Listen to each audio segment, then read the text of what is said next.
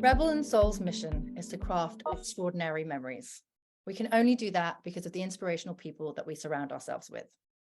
As a 100% female founded and owned business, for the third series of 5 and 5, the focus is on the journeys of inspiring women and the experiences that have shaped them. Holly, would you mind sharing a little bit about what you do and what you're working on currently? Yeah, hi, thank you so much for having me. So I am Hollywood, which is always a good, easy one to remember, also known as the Flourish Mentor, and I am a business and marketing mentor and positive psychology coach for predominantly women entrepreneurs. So I help women grow their brands and businesses online, but in a way that feels really good, a way that feels really aligned, and hopefully doesn't compromise their well-being. Amazing. So what would you say has been the biggest influence on your life to date?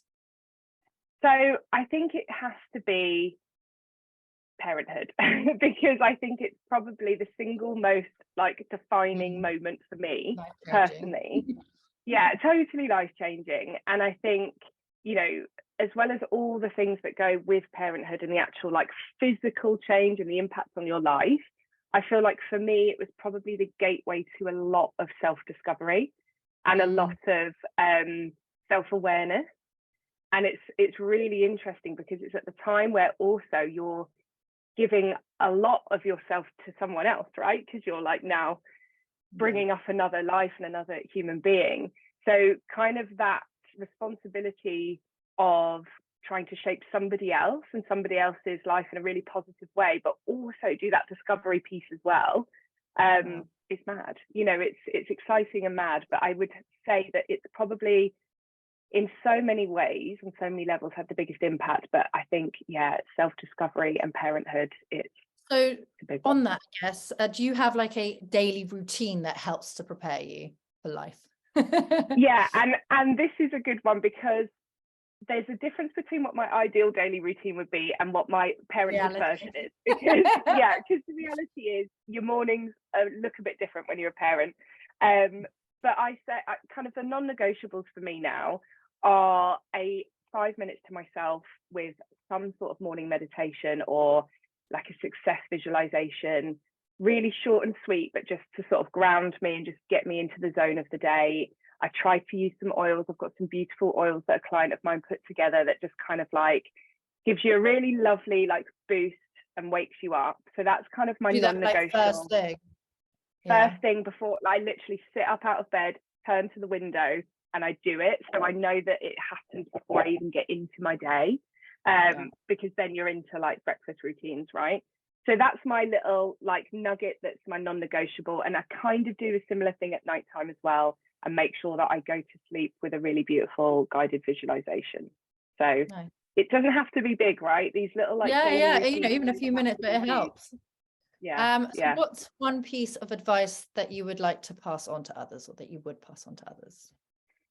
So I think it's getting really in tune with your gut instinct and trusting it, and in the nicest way possible, not worrying too much what other people think, because I think often our gut and our intuition is trying to tell us something, but we let the kind of outside world stop us from listening to it. And I think as I've got older, and I think as you do get older and more life experience, you learn to listen to that a little bit more.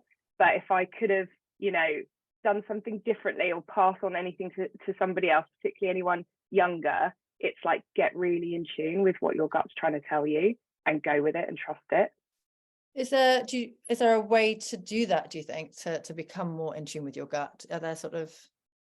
Yeah, I think it's listening to yourself. It's giving yourself those moments of whether it's meditation or just calm or quiet, and actually listening to the self-talk, because we all self-talk all the time, right? Our head, the voices are just going all the time. And listening to that and just getting in tune with your body and how it's actually feeling, physically in your gut as well. Because often we don't give ourselves the space to actually listen to what we're trying to tell ourselves and what our, instinct and our wonderful, incredible brains are trying to help us and give us this guidance, but we don't give it the space. So again, I think it just comes to those moments of creating space for yourself. So what inspires you? Is there something specific that really inspires you, and why?